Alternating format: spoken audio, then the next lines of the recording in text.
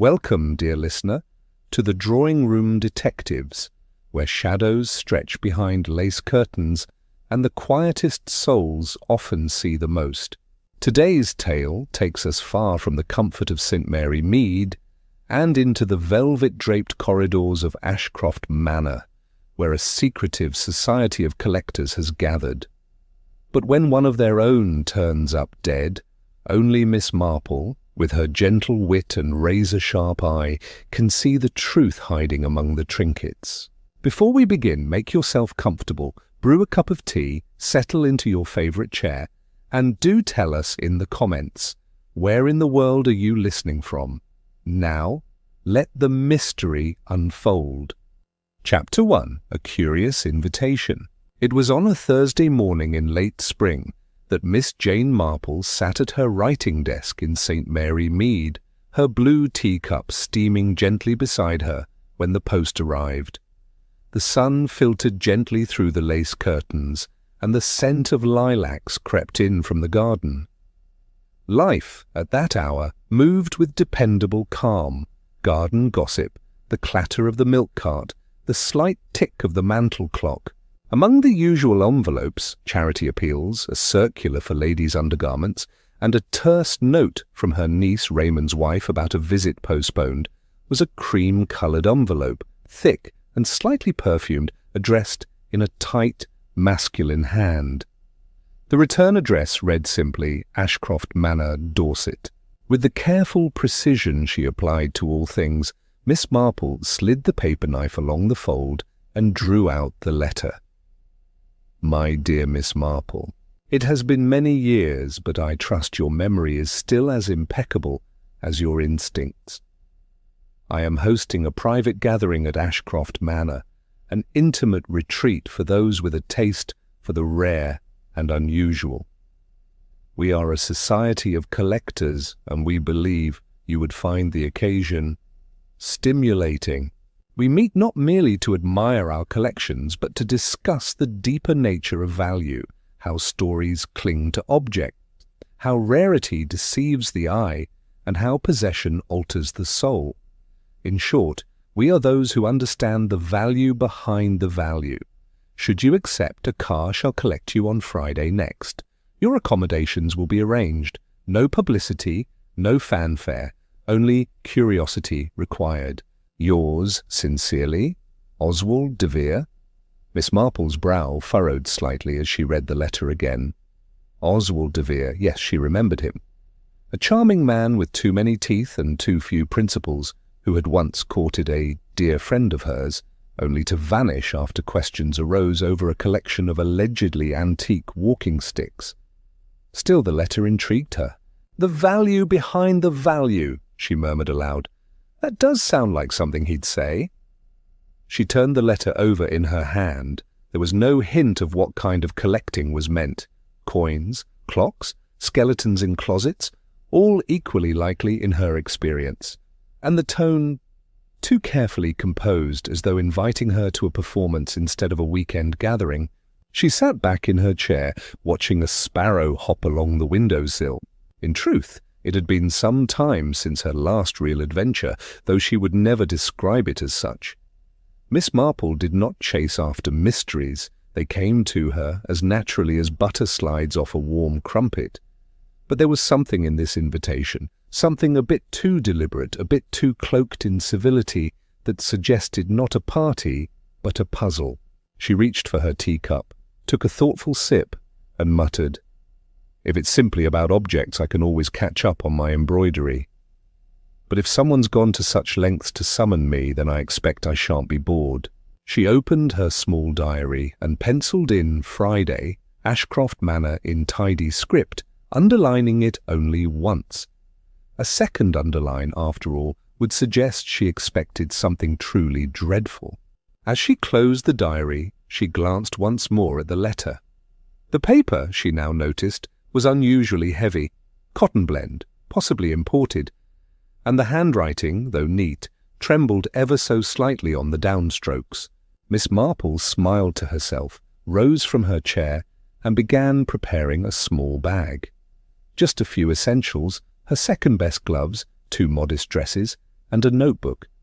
One never knew what one might need at a country estate with secrets hiding behind bone china teacups and velvet drapes. By the time she sat down for her early supper of fish pie and boiled carrots, she had already made up her mind. "Yes," she said aloud, folding her napkin carefully. "I think I shall accept Mr. de Vere's invitation. Curiosity, after all, is a very good reason to travel." And with that, Miss Marple's quiet spring gave way to something far less predictable. Chapter 2. Ashcroft Manor.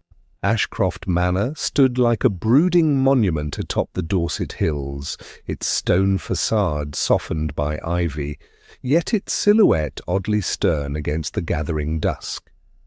The long drive up to the house curved through beech woods, where twilight filtered through rustling leaves, casting dappled shadows on the gravel path.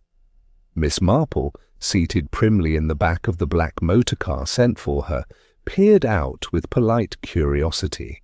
She had seen grander homes, certainly, but few that managed such an aura of quiet menace. The driver, a young man with the surly manners of a reformed stable boy, said little. He opened the door for her with only the briefest of nods before retreating without comment. Miss Marple, undeterred, stepped out with her modest suitcase and took in the manor's darkened windows and yawning oak doors. A butler appeared, his black coat buttoned to the chin, face like a polished tombstone. He introduced himself as Simmons and led her through the front hall, which smelled faintly of beeswax, old books and lavender gone slightly sour. The gathering had not yet formally begun, he explained, but the other guests had already arrived and were enjoying aperitifs in the drawing-room. Miss Marple was shown to her chamber first, a handsome second-floor room overlooking the garden maze, with a brass bed, 2 velvet chairs, and wallpaper that had once been cheerful, but now wilted politely in the corners. She unpacked in swift order, brushed a bit of Dorset dust from her skirts, and made her way downstairs, her soft-soled shoes making no sound on the grand staircase. The drawing-room was warm, firelit and crowded, not with guests, but with things. Cases of rare coins gleamed from glass-topped tables. An enormous cabinet of first editions took up an entire wall, their leather bindings as rigid as a battalion on parade. On the mantel sat a bronze Roman bust beside a collection of antique pocket watches, each ticking at its own stubborn rhythm, and the guests, the guests. They were seated or standing in a loose constellation, like planets wary of each other's orbit. Miss Marple, well versed in drawing no undue attention to herself, lingered near a tray of Madeira and observed. Mr. Oswald de Vere, the host, stood in the centre of the room, dressed in a midnight blue smoking jacket and holding court with the air of a ringmaster. His smile was wide, polished, and utterly insincere. "Miss Marple," he said warmly as she entered, "1,000 welcomes. You're among kindred spirits here, I promise you." She nodded and murmured something innocuous, glancing about. To de Vere's right stood Colonel Archibald Prentice, retired, she was told, and deeply devoted to collecting military medals, some of them still with ribbons bloodied from past wars. He had a stentorian voice and spoke of bravery with a certain proprietary pride. Next was Mrs. Sybil Greystone, a woman of formidable width and a fondness for dolls, antique bisque-headed horrors with frozen eyes. She had brought 3 with her, set lovingly in a velvet case beside the hearth. Near the bookshelves stood Mr. Edwin Larch, a narrow-eyed man whose nose seemed permanently wrinkled. He dealt in rare manuscripts and first editions, and took frequent possessive glances at the long shelf where some of his prizes were now on display. Miss Felicity Groves, a meek, bird-like woman with twitching fingers, collected mourning jewellery and Victorian death masks. She rarely spoke, but when she did, her voice was whispery, as if exhumed from her collection. And finally, there was Mr. Roland Stack, a suave, unsettling figure who had brought a case of what he referred to as murderabilia, items from historic crimes. A bloodied handkerchief, a pistol once owned by a notorious highwayman, and what he claimed was a strand of hair from the Ripper's final victim. Miss Marple sipped her Madeira and smiled pleasantly at them all. De Vere soon led them into dinner, served in the Manor's long dining room beneath a painting of some Whitby coast shipwreck scene. The meal was sumptuous, but Miss Marple paid more attention to the conversation than the courses. It danced around their collections, of course, but never directly. Pride flickered behind their words, but so too did something else. Secrecy, rivalry, even possession in the truest sense. "It's not just about owning a piece," said Mr. Stack, between bites of trout. "It's about provenance, knowing the story, the pain, the life behind it." "Stories are one thing," sniffed Mr. Larch, "but a thing is only valuable if it's verified. Otherwise you may as well collect pebbles." Mrs. Greystone interjected with a tale of how one of her dolls was once owned by a duchess who died tragically in childbirth. Miss Marple watched, quietly appalled but undistracted. She noted how Mr. Larch's fingers twitched when Mr. Stack mentioned a signed edition he once passed up, how Miss Groves's eyes flitted away whenever someone mentioned authenticity, and how Colonel Prentice boasted rather too much of a Crimean medal whose records had conveniently gone missing. After dinner they were encouraged to retire once more to the drawing-room for brandy and what De Vere called private showings. "Do bring something to share," he said with a smirk. "We're all collectors here, after all." Miss Marple feigned a mild headache and asked for her tea to be sent up to her room. She had no antique to offer, unless one counted her quiet mind and its vast archive of village misdeeds. As she took her cup at the writing desk in her bedroom, she glanced out over the dark hedgerows. There was something deeply unnatural about this place, not in the house itself, but in the people who filled it. They treated beauty as a trophy, history as something to be traded, and death. Well, death was a fascination, not a loss. She sighed and folded her hands around the teacup, and with that she turned down the bedclothes and readied herself for what was to come. Chapter 3: The Collector's Code. The next morning arrived shrouded in mist. Ashcroft Manor's heavy curtains parted just enough to allow a pale shaft of light to enter Miss Marple's room, illuminating the faint shimmer of frost on the window panes. She awoke early, as was her custom, and dressed with quiet purpose, her lace collar neatly pinned, and her hat chosen with care. It was blue, with a single tasteful ribbon, which suggested alertness without pretension. Downstairs, breakfast was served in a smaller parlour that looked out onto the eastern lawn. A butler in stiff silence offered tea, toast, and poached eggs, while the guests trickled in, bleary-eyed and half-distracted. Only Colonel Prentice seemed fully alert, reading the Times with military rigidity and stabbing at his kippers with solemn authority. Miss Marple selected a modest portion of marmalade toast and sat near the window, watching the others closely. There was an odd tension in the room, not open hostility, but something quieter. Cautious glances, tight smiles, as though each guest were unsure if the previous night's brandy-fueled remarks had crossed a line. "Rather a fog this morning," murmured Miss Groves, pouring a precise amount of milk into her tea. "Difficult to see anything clearly." "I find that helps," murmured Mr. Stack, polishing a silver locket on his sleeve. "Clarity is often an illusion." Before anyone could respond, De Vere appeared, uncharacteristically formal in a pinstripe suit. He stood at the head of the table, hands clasped behind his back. "If I may have your attention," he said smoothly, "today we begin what I like to call the inner circle exchange." Colonel Prentice looked up from his newspaper with narrowed eyes. "Oh, bit soon for that, isn't it?" De Vere smiled. "Not at all. You've all been invited here because you are not merely collectors. You are connoisseurs, the kind who understand our code." He stepped toward the marble fireplace, where a small gilded box sat upon the mantel. Opening it, he revealed a stack of embossed envelopes, each sealed with a red wax insignia, a coiled serpent biting its tail. One envelope per person.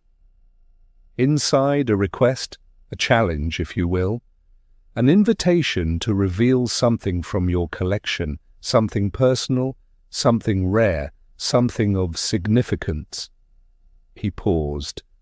"This is not about value in pounds or provenance. This is about the story behind the object. As always, the Society's rules apply. No judgments, no disclosures beyond this room." He began handing out the envelopes one by one. Miss Marple received hers last. "Of course, Miss Marple, as a guest of honour, you're under no obligation to participate, but I suspect you may surprise us all." She took the envelope with a small smile. "I have very little to show, Mr. de Vere, but I find people often reveal more than they intend, even without objects." That earned a light chuckle, though she noticed how Stack's fingers tightened ever so slightly around his own envelope. Back in her room, Miss Marple carefully opened her letter. The paper inside was thick, and the wording precise. "Tell us the story of an object that changed hands more than once, and changed lives each time." She folded it neatly and placed it in her handbag, a clever prompt, and vague enough to provoke reflection or lies. Later that day, the guests reconvened in the library, where a semicircle of chairs faced the hearth. A fire crackled, port and sherry were offered. The atmosphere had shifted, less dinner party, more confessional. Colonel Prentice went first, showing a dented Victoria Cross he claimed once belonged to his great-uncle.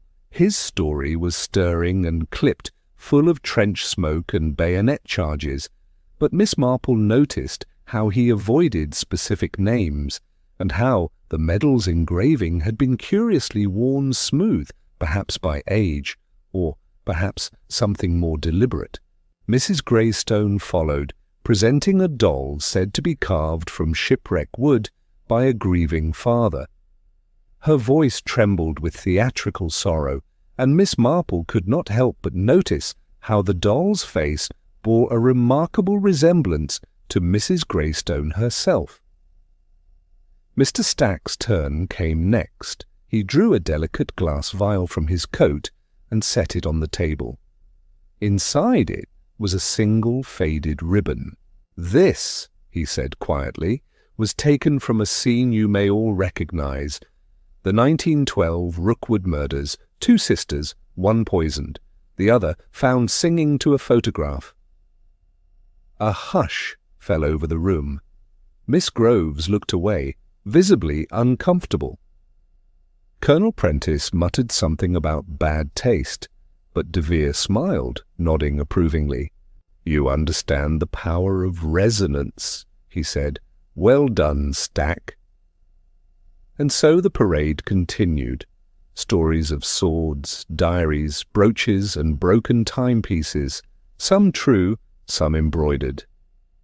Each guest basked briefly in the limelight, but none of them looked at each other with trust. The gathering had become a theatre of secrets, more guarded than ever. Miss Marple, as expected, declined to present anything. She claimed, modestly, that her collection consisted only of dried lavender and village church programs. "But I do find," she said, as the others glanced at her with half-masked curiosity, "that stories tend to find me whether I'm collecting or not."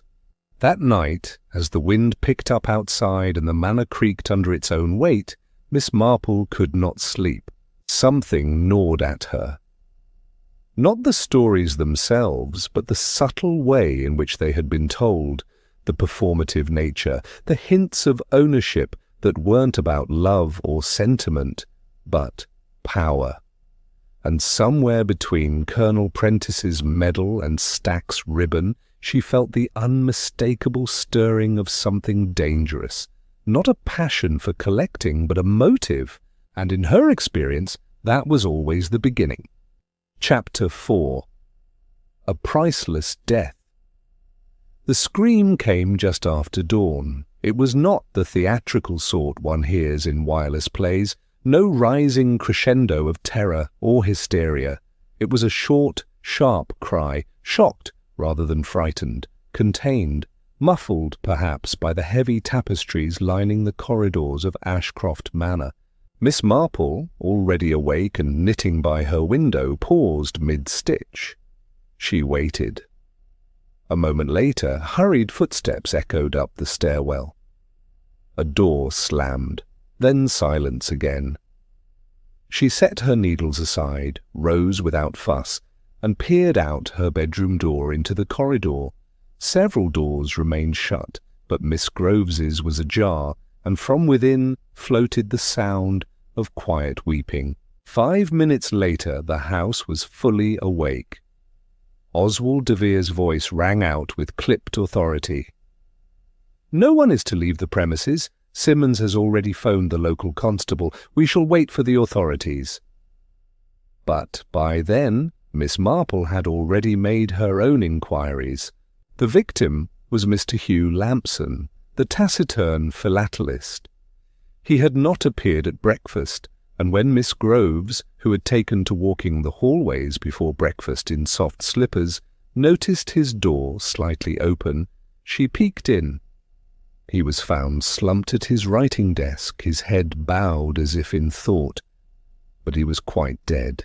The doctor arrived not long after, summoned from the village, a brisk, nervous man named Dr. Fielding, who puffed as he examined the body. "Heart, most likely," he muttered. "Collapsed sometime in the night. Natural causes." Miss Marple, who had been permitted a glance around the room, raised one pale eyebrow. Was he in the habit of sleeping with his shoes on? Fielding blinked at her. Pardon?" She gestured delicately toward the corpse. "He's still in his shoes, poor man. I've always thought death came as rather a surprise. Most people don't prepare for it in full dress. Odd, don't you think?" He cleared his throat and looked away. Later, while the rest of the guests gathered in the drawing-room in a kind of murmuring shock, Miss Marple was invited, by nobody in particular, to return to her room. She did so, of course, but not before asking Simmons a quiet question or two. Back in her chamber, she sat at the desk and reviewed what little she had observed. Lamson's desk had been cleared, save for a half-written letter and a space conspicuously free of dust, square, about 4 inches in width. The drawer to the left had been open and hastily shut. She'd seen the telltale scrape of wood on metal. A coffee cup, white china with a gold rim, rested at the far edge of the desk.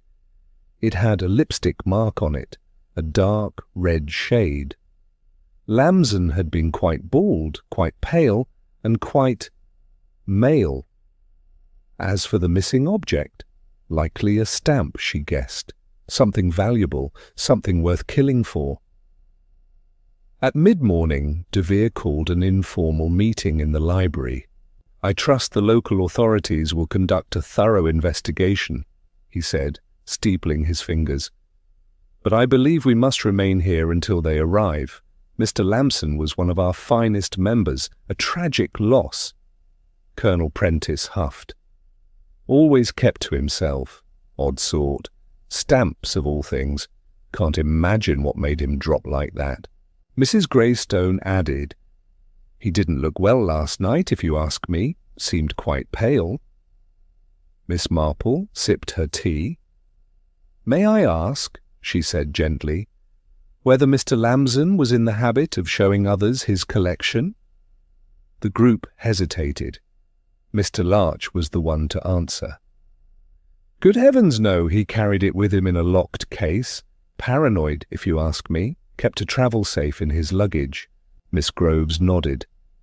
"He said he had something historic, a one-of-a-kind item, but he wouldn't even describe it." Mr. Stack smirked. He was probably bluffing. Miss Marple smiled, but her mind was already turning. The society had rules, yes, but it also had egos, and in this group secrecy was a currency, and Hugh Lamson, quiet, solitary Lamson, had something others wanted. She rose. "Forgive me," she said softly, "but I believe I shall take a short stroll in the rose garden. The air may do me good."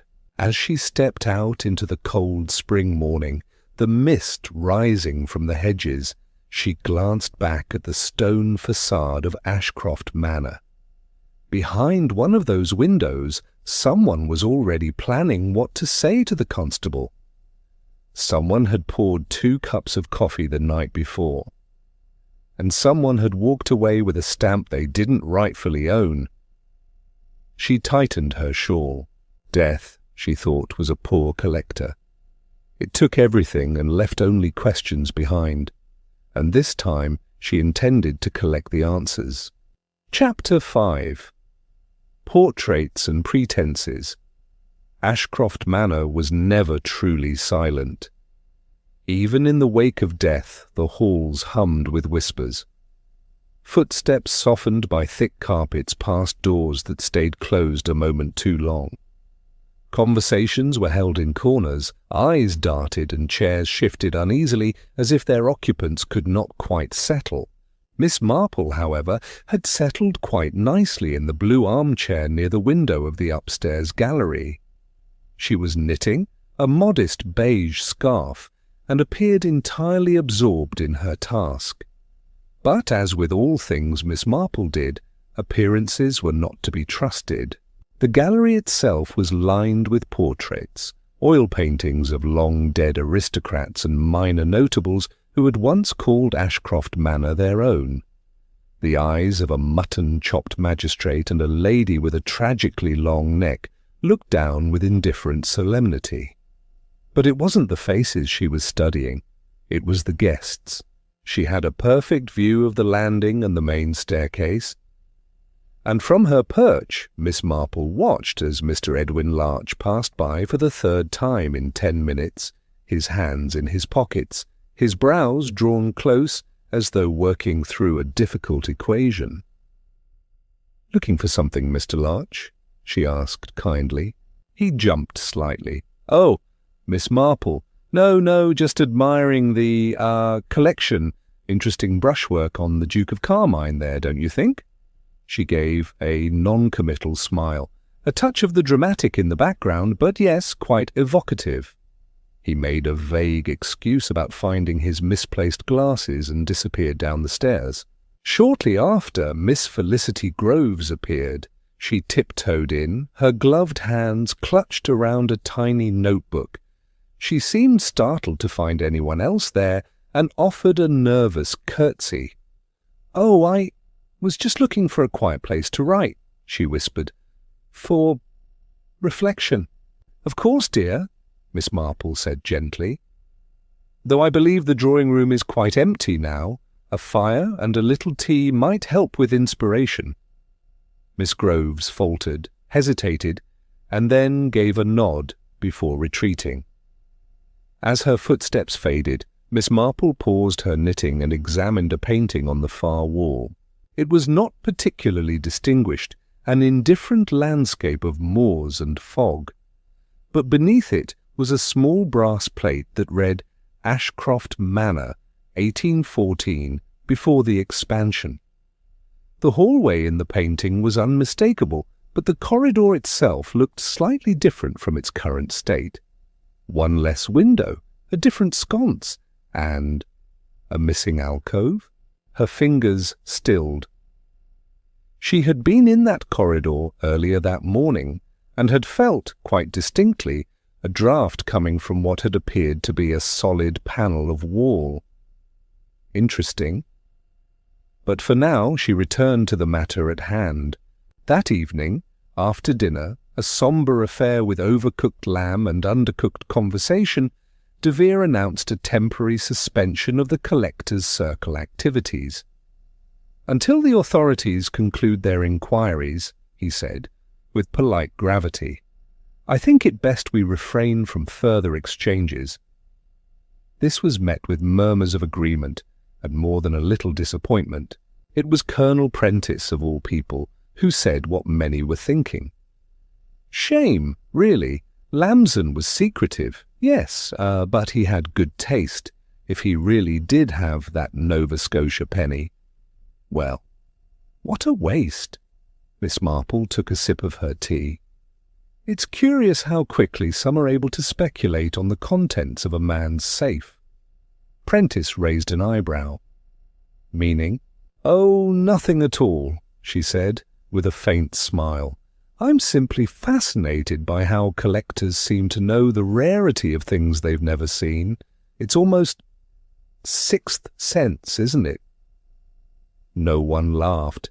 Later that night, as the guests retreated to their rooms, Miss Marple passed the library and paused. The door was open just a crack. Inside, she saw Mr. Stack standing with his back to the shelves, holding something close to his chest, something flat and rectangular, wrapped in a handkerchief. He noticed her almost at once. "Couldn't sleep," he said smoothly. "Thought I'd do a bit of reading." Stack gave a smile, too wide to be sincere, and made an unhurried exit. But Miss Marple noted the slight tremor in his hand as he passed. Back in her room, she wrote a brief note in her small diary. Larch, nervous, Groves, curious, Stack, hiding something, Prentice, too quick to guess value, De Vere, smiling too much. And beneath it, she added, and Lamson, too dead to speak, but someone else must. She turned out the light, content that the true collection here was no longer made of stamps or swords or dolls. No, it was made of lies. And Miss Marple had already begun sorting them. Chapter 6. The Gathering Storm. The thunder began some time after midnight, a low, ominous grumble that crept across the moors and curled around the chimneys of Ashcroft Manor like smoke. By morning, the rain came in earnest, drumming steadily on the mullioned windows and streaking the leaded glass with rivulets of grey. Miss Marple was the first to notice the strange scent wafting from the breakfast tray. It wasn't unpleasant, just unfamiliar. A faint bitterness in the steam rising from the pot of Assam tea, just enough to wrinkle the nose. She said nothing at first. Observation before proclamation, that was her way. Moments later, the butler Simmons entered the dining room with a deeply troubled look and a quivering silver tray. "Mr. De Vere," he said hoarsely. "Sir, you'd better come with me." The guests looked up from their half-eaten eggs and toast as Oswald De Vere rose with dignified calm and followed Simmons from the room. It was only 10 minutes before the house was in an uproar. Miss Groves shrieked when the news was relayed. De Vere had collapsed in his study moments after drinking his morning tea. Dr. Fielding was called for at once. This time the word poison was whispered in earnest. "He's alive, thank heavens," Fielding announced some time later, wiping his spectacles with a trembling hand. "But it was close. Something was in the tea, arsenic, I believe, not a large dose, but enough." Miss Marple, standing by the doorway, gave a slow nod. "How fortunate," she said softly, "that Mr. de Vere was late in drinking it." Colonel Prentice blustered. "This is outrageous! 2 incidents in as many days. First Lamson, now de Vere. What sort of gathering is this supposed to be?" Mr. Stack muttered something about motives multiplying under his breath. By midday the guests had divided themselves into tight little clusters, suspicions ricocheting silently in narrowed eyes and hushed hallway conversations. Meals were taken in smaller groups, if at all. Teacups went untouched. Miss Groves was seen rinsing her cutlery in bottled water. Miss Marple, meanwhile, made a quiet visit to the library. She stood before the bookshelves not to read, but to observe the titles along the poisoners section, an odd little nook that had attracted much attention from a certain guest, Mr. Lionel Stack. She recalled their earlier conversation, the one in which he'd described, with curious pleasure, a rare Victorian locket used to carry powdered belladonna. He'd spoken of it not with fear or moral consideration, but admiration, as one might speak of a fine violin or rare bookbinding. Now Miss Marple ran her fingers along the spines of the volumes until she reached rare and curious agents of the 19th century. A bookmark protruded, a folded page of de Vere's stationery. She made no comment, but her eyes lingered. Back in the hall she encountered Miss Groves, pale and anxious, clutching her ever-present notebook. "I can't stay here, Miss Marple," the girl whispered. "I didn't come for murder. I just wanted to share my mother's collection, her dolls. They were her life, you know. I only meant to honour that." Miss Marple laid a kind hand on her arm. "Truthfully, shared memories rarely lead to harm," she said gently. "It's the secrets that turn venomous."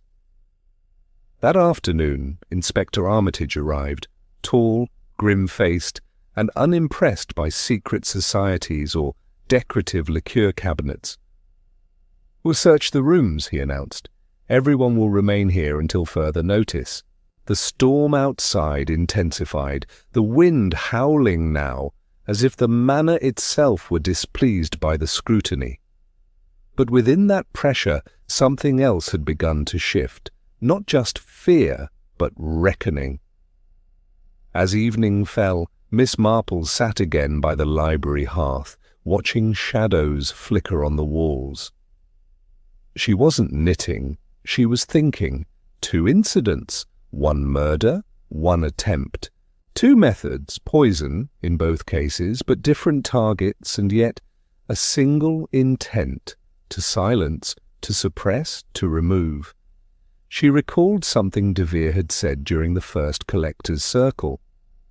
In the right hands, a relic becomes a mirror. Miss Marple's thoughts drifted not to mirrors, but to masks, and she knew now someone was wearing one. Someone who knew how to pass among collectors by pretending to collect, and who would kill not for a prize, but for what a prize could reveal. Chapter 7. Clues in the Collection. The morning after the second incident dawned grey and hushed, as if the house itself were holding its breath.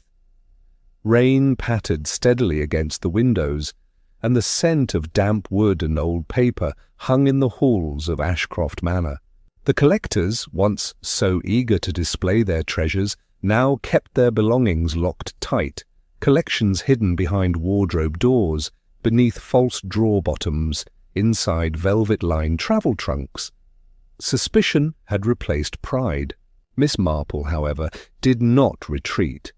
She requested, politely, and with the careful phrasing of someone both elderly and entirely accustomed to being obeyed, that she might be allowed a glance at Mr. Lamson's room. Surprisingly, the inspector obliged. "The body's gone, of course," he grunted, "but there's still the matter of his effects. We're cataloguing them." The room was cold, the curtains drawn, and a faint smell of aged adhesive and old linen lingered. Lamson had kept it meticulously neat. His collection, stamps of course, had been stored in flat leather portfolios stacked in a discreet iron case. One lay open on the desk, British Colonial Rarities 1840-1900. Miss Marple ran her hand lightly over the pages, admiring the tiny worlds tucked beneath cellophane. Lamson had not collected for beauty alone. Each item had a provenance slip, typed, dated, and signed by him. But something was off. In the third folio she paused.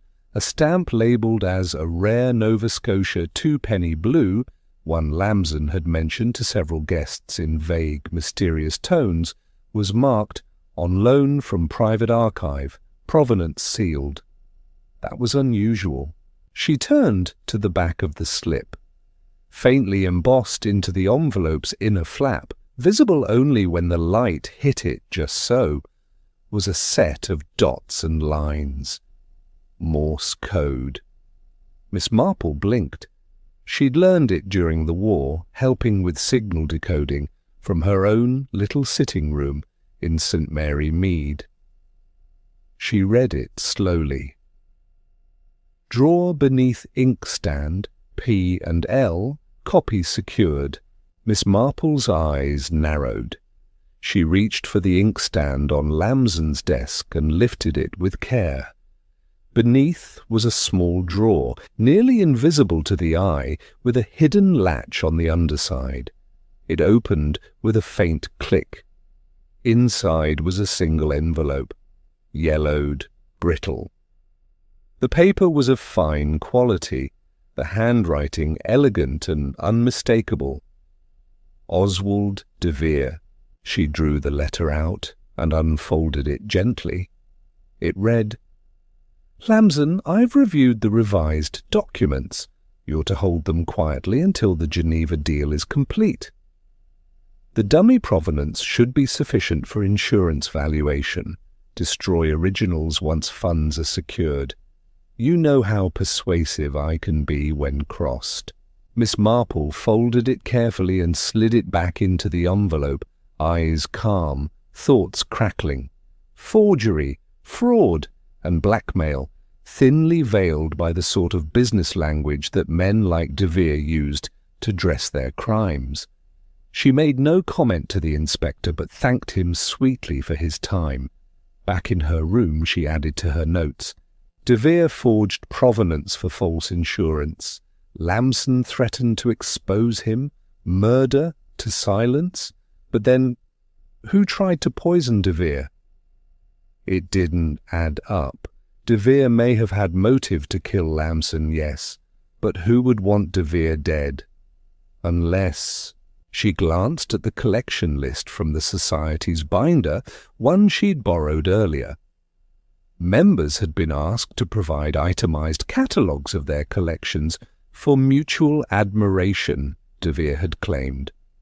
Next to Lamson's name, she noticed the last item listed, P&L Transaction Dossier Confidential, Do Not Display. Miss Marple stared at those initials. P&L, profit and loss, perhaps, but also Pierce and Lamson, two surnames, an old partnership. She flipped to a forgotten entry under Mrs. Greystone, who'd once been Margaret Pierce, a distant cousin of Lamson's, a collector of old war letters, she claimed. But Miss Marple recalled her odd silence during the previous day's inquiries, and how she'd excused herself during the uproar after the poisoning. A second motive was beginning to take shape. Two motives, possibly. The rain thickened outside. Thunder rolled again in the distance. Miss Marple sat back, eyes closing briefly. The Society had started as a circle of passion and pride, but someone had turned it into a marketplace of secrets, where documents were traded for silence, and threats hid behind wax seals and cataloguing systems. And in the quiet corners of Ashcroft Manor, Miss Marple knew someone else was about to make a very dangerous move.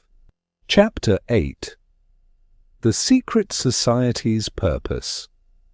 The storm raged all night, and in the morning Ashcroft Manor looked like a house besieged. The gravel drive was a river of mud, the rose trellis had come loose from the west garden wall, and one of the stone lions guarding the main gate had lost its nose. Within the manor, however, a subtler kind of damage was coming to light. De Vere, though recovering under Dr. Fielding's cautious eye, remained confined to his room. A constable stood watch outside his door at Inspector Armitage's orders.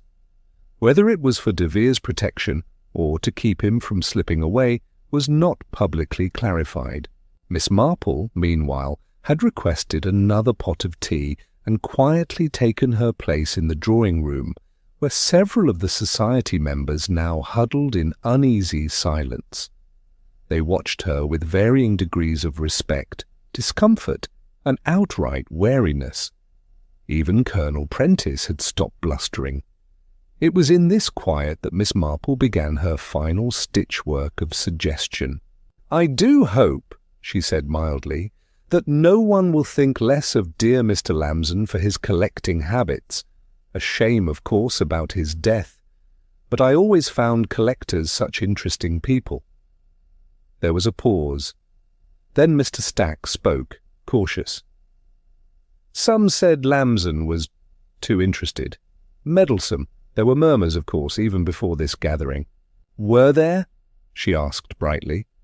"About what?" "Well," Miss Groves piped in, eyes flicking to the others. "He kept asking questions, not about our collections exactly, about where things came from, authenticity, paper trails, you know." Miss Marple sipped her tea. "And were those questions unwelcome?" Prentice scowled. He was trying to start trouble, stirring up doubts about provenance. The man once claimed my Crimea medals were replicas. Pure nonsense, of course. "But provenance is a tricky thing, isn't it?" Miss Marple murmured. "So many papers, signatures, seals, and these days, so many clever forgers." The room was still. Someone coughed. Miss Marple continued as if speaking to herself. "And if one were to, say, inflate the value of an item by falsifying its origins and sell it to another collector or claim it on an insurance policy, well, the returns could be considerable." Mr. Stack stiffened. "Are you accusing us of something, Miss Marple?" She looked at him kindly. "Oh, no, not at all. I was merely commenting on human nature. You see, it seems to me that dear Mr. De Vere's secret society was never just about collecting, was it?" She rose and wandered over to the bookshelf, selecting an old guest registry. "No," she said, leafing through its pages. "It was about curated prestige, a closed loop of admiration and competition. But quietly, oh so quietly, it became about something else." She turned. "Forgery, fabricated provenance, and quite possibly laundering objects of dubious origin through mutual endorsement." Gasps. A dropped teacup. "You mean to say," Miss Groves whispered, "that we were all being used?" "Oh, not all," Miss Marple said cheerfully. "Some of you were in on it, but most? No, I think you were chosen for your obsession, your willingness to guard secrets, your fear of public embarrassment." She glanced at Mr. Stack. "And your blind spots." Mr. Stack opened his mouth, but before he could speak, the door opened, and Inspector Armitage entered with a file in hand. Miss Marple gave him a polite nod. "Ah, Inspector, I believe that's the file De Vere kept in the locked drawer of his desk." "It is," he said. "We found letters between De Vere and a London art dealer known for moving questionable items, and some interesting valuations from an insurance firm that recently paid out on 3 items that later disappeared entirely." Gasps again, this time from Prentice. Miss Marple raised a hand gently. The society, you see, was founded on prestige, but funded by deception. Those of you here for the passion of it, I do believe you were victims of a much cleverer sort. She turned to Miss Groves. Your mother's dolls, my dear, were beautiful and real, but the interest they garnered, that was crafted so that others' false rarities might shine by proximity. Groves sat down, white-faced. Miss Marple turned last to the fire, warming her hands. Mr. Lamson discovered the truth. Perhaps he wanted out. Perhaps he wanted justice. And De Vere, rather than risk exposure, made a very old-fashioned decision. Armitage closed the folder with a grim snap. Well, that changes things considerably. And yet, Miss Marple murmured, it doesn't explain the second poisoning attempt, does it? She looked once more at the faces around her, pale, shocked, a few stricken. No, that wasn't De Vere's doing. That was someone else, someone whose secrets even he didn't know. She sat back down and took another sip of tea. The storm had begun to ease, but the worst, she knew, was not quite over. Chapter 9. The Collector Unmasked. The drawing-room had grown chilly despite the fire, which now crackled with a low, embering sigh. After the morning's revelations, the collectors had become subdued, their conversations hushed, their movements careful, as if the air itself were weighted with unspoken truths. Miss Marple, however, was in notably good spirits. She had spent the early afternoon writing a brief letter, which she handed to Simmons with a warm smile and a request to deliver it to Inspector Armitage at precisely 3:30. Then she settled into the library, where the remaining society members had gathered once more under Armitage's quiet watch. Miss Groves sat nearest the fire, her lace gloves folded neatly in her lap. Her delicate features were still pale, her eyes red-rimmed, but there was a certain tautness to her posture now, no longer the fragile girl lost in nostalgia, no longer quite the same. Miss Marple cleared her throat gently. "I'm afraid I've made rather a muddle," she said, patting her handbag. "You see, I was reviewing the Lamson ledgers, so meticulous, and I believe I came across an envelope that, well, I thought it had something to do with the doll collection, but it seems to contain a rather different sort of document." She produced a folded paper held delicately between gloved fingers. "Imagine my surprise," she continued, "when I saw this, what appears to be an authentication letter for a set of Napoleonic medals, with Mr. Lamson's signature, but curiously written in violet ink. I do recall he only used black, always black." Colonel Prentice looked startled. "What? Napoleonic? But I haven't shown mine to anyone." Miss Marple gave a small, apologetic smile. "Oh, I'm sure it's quite genuine, Colonel, but this document says otherwise, and the watermark's from a paper mill that ceased production in 1943. Very sloppy, wouldn't you say?" There was a sharp intake of breath, not from the Colonel, but from across the room. Miss Groves had gone very still. I've never seen such a paper," she said tightly. "It must be a mistake, a misunderstanding." "But you see," Miss Marple interrupted gently, "there's no mistake. I never said where I found the letter, or whose collection it pertained to, and yet you responded as if you knew both." Groves blinked. Her mouth opened, then closed again. Miss Marple continued, her voice calm but firm. "I imagine it was you who supplied Mr. Lamson with the forgery. You thought he'd use it quietly, perhaps even profit by it. But he refused, didn't he? Threatened to expose the whole scheme, so you poisoned his sherry." "That's absurd," Groves cried, rising to her feet. "Why would I do such a thing? I only collect dolls." "Ah, yes," Miss Marple said, her eyes sharpening. "But not just dolls. Lamson's ledgers list you as a dealer of antique documentation, under a pseudonym, of course, a rather clever one, F. Layton, I believe." A low gasp ran through the room. Miss Groves stepped back. "You have no proof," she whispered. "You're guessing, making up stories." Miss Marple merely opened her handbag again and produced a second slip of paper. "This," she said quietly, "is a receipt for a set of forged letters delivered to Oswald de Vere 2 months ago, signed F. Layton. The postmark is from Market Cottington, your village, I believe." That was when Miss Groves ran. She bolted from the library with a cry, not graceful, not calculated, just sheer, instinctive panic.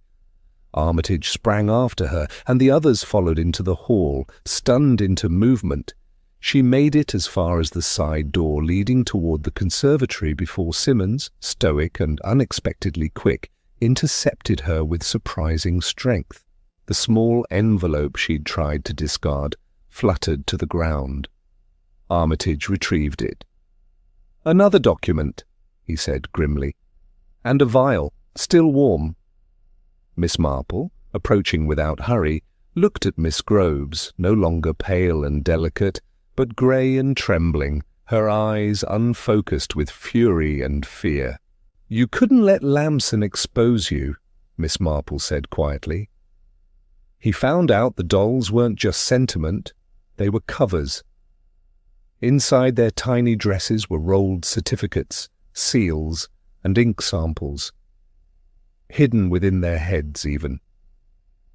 "I had to preserve the legacy," Groves muttered. "He was going to ruin everything." "But he didn't ruin it," Miss Marple said. "You did." Groves said nothing more.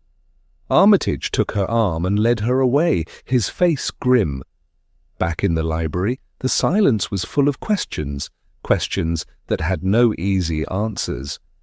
The secret society had been built on prestige, yes, but beneath that it had become something else, a network, a web.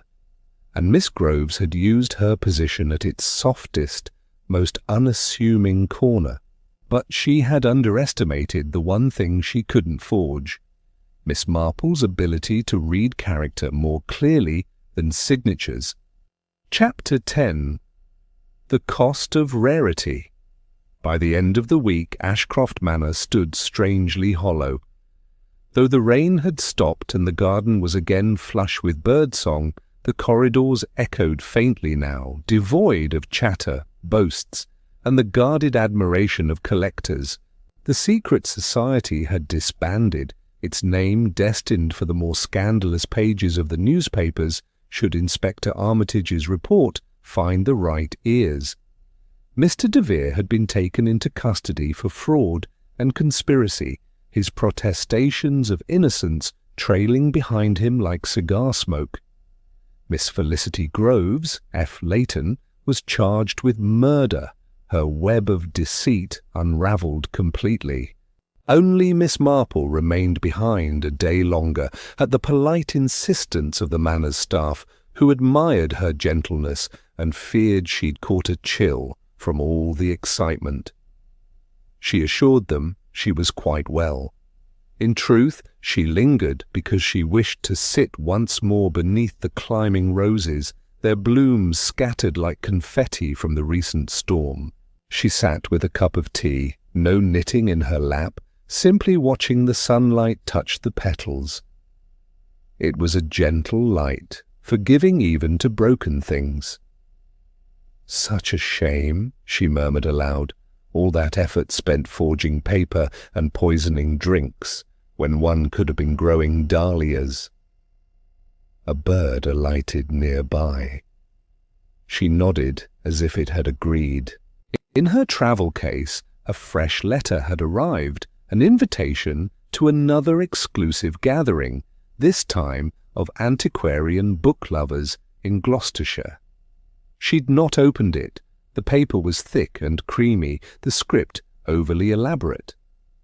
Another world of secrets waiting to be smiled at, studied, and ultimately declined. She would not be going. When the cab arrived to take her to the station, the staff gathered to say farewell. Miss Marple thanked each one, giving Simmons a little package of shortbread and whispering something that made him smile in his stoic way. As the car pulled away, Ashcroft Manor slipped from view behind its high hedge, already distant in her mind. By the time she stepped off the train in St. Mary Mead, the sun was slanting golden over the roofs, and the scent of privet and lilac hung in the air. A child on a bicycle nearly toppled into her, shouted a quick, "Sorry, Miss Marple," and vanished around the corner. She walked home with unhurried steps, letting the rhythm of the village carry her back. Her sitting room was as she had left it, fresh violets in the cut-glass vase, a knitting project waiting on the side table, a letter from Dolly Bantry wedged behind the clock. She opened the windows and let in the breeze. Later that evening, as the kettle hummed and twilight settled in soft and blue, Miss Marple wrote a single sentence in her diary. "There is danger, I think, in placing too much value in things. It is people who surprise us, who disappoint and delight, and they, not collections, are the real curiosities worth treasuring." She paused, considered, and added one more line. "I shall stay in St. Mary Mead. No more clubs." And with that, she set down her pen, poured her tea, and turned to her knitting with a small, satisfied sigh. And so ends Miss Marple and the Secret Society of Collectors, a tale of pride, deception, and the dangerous price of rarity. As ever, Miss Marple reminds us that the keenest eye is often found behind a pair of knitting needles, and that in the end, it's not things that matter, but people. If you enjoyed this fan-made mystery inspired by Agatha Christie's beloved characters, please like, share, and subscribe to The Drawing Room Detectives. New stories arrive regularly, each crafted with care for fellow lovers of classic sleuths and slow-burning suspense. Until next time, keep your teacup steady and your secrets quiet as